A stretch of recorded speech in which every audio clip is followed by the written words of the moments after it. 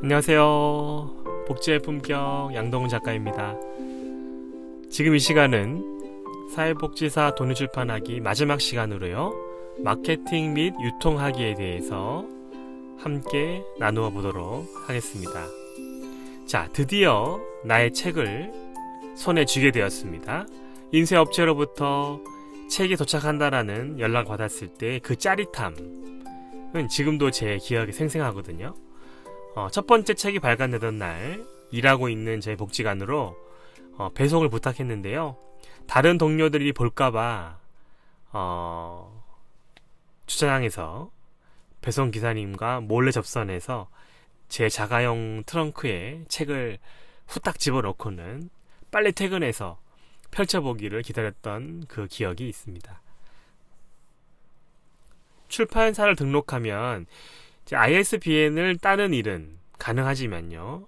비매품이나 증정용이 아닌 정가가 매겨지고 그것을 판매해서 수익이 발생하게 된다면 세법상 사업자의 위치에 있기 때문에 정식으로 사업자 등록을 하셔야 됩니다.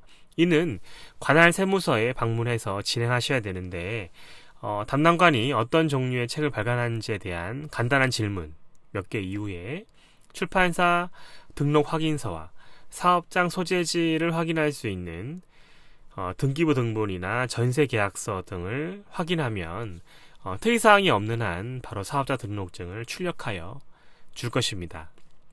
기본적으로 우리나라에서는 출판사의 경우에는 부가가치세 면세 사업자이므로 큰 부담 없이 사업을 시작할 수 있는 장점이 있으나 현재 당신이 복지 현장에서 직장 근로자로 등록이 되어 있다면 몇 가지 점검하고 확인해야 될 사항이 있습니다.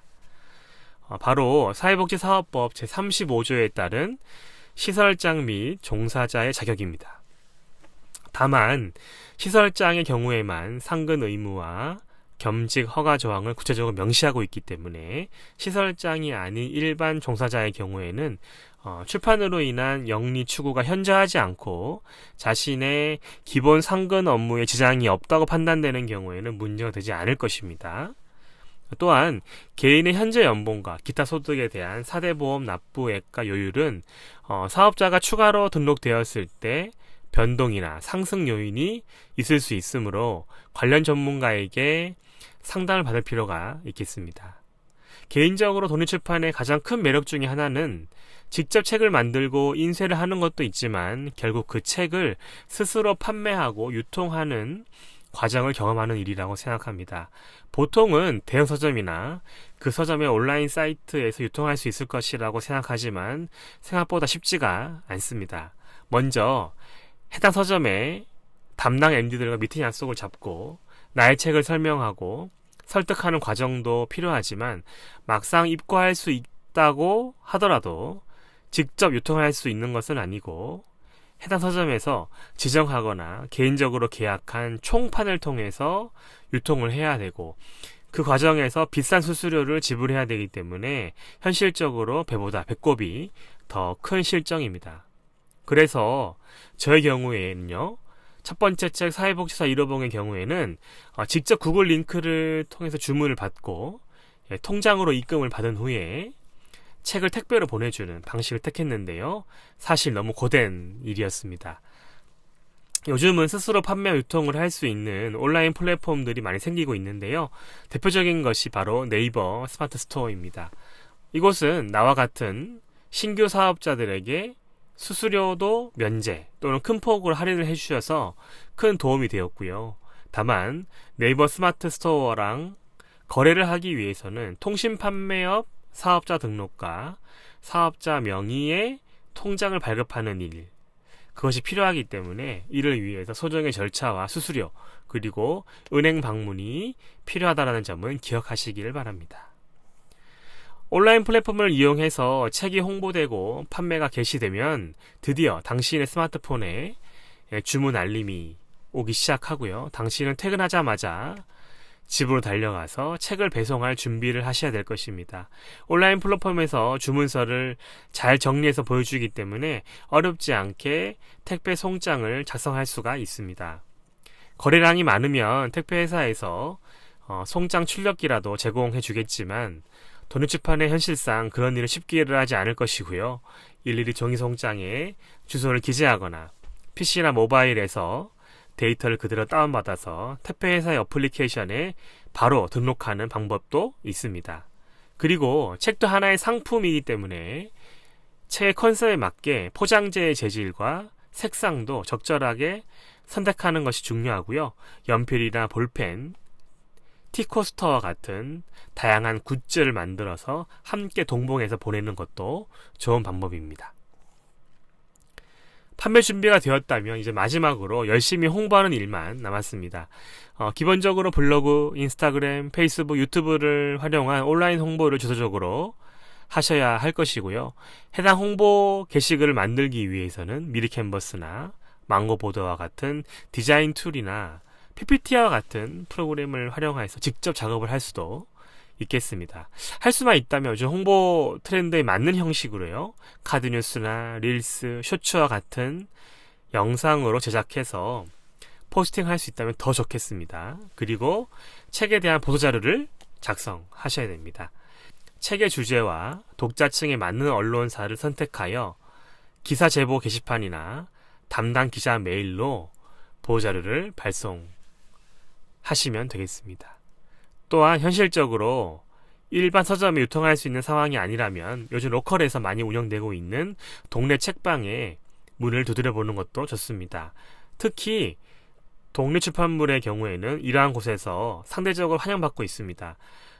동네 책방의 인스타그램 계정에 가보시면 보통 책을 입고시키려면 어떠한 절차와 방법으로 컨택해야 하는지 잘 설명되어 있습니다. 이를 참조하여 자신의 책을 입고시키고 싶은 책방을 선택하고 섭외해서 소량이라도 오프라인 내에서 내 책이 유통될 수 있게 하는 것도 좋은 방법입니다.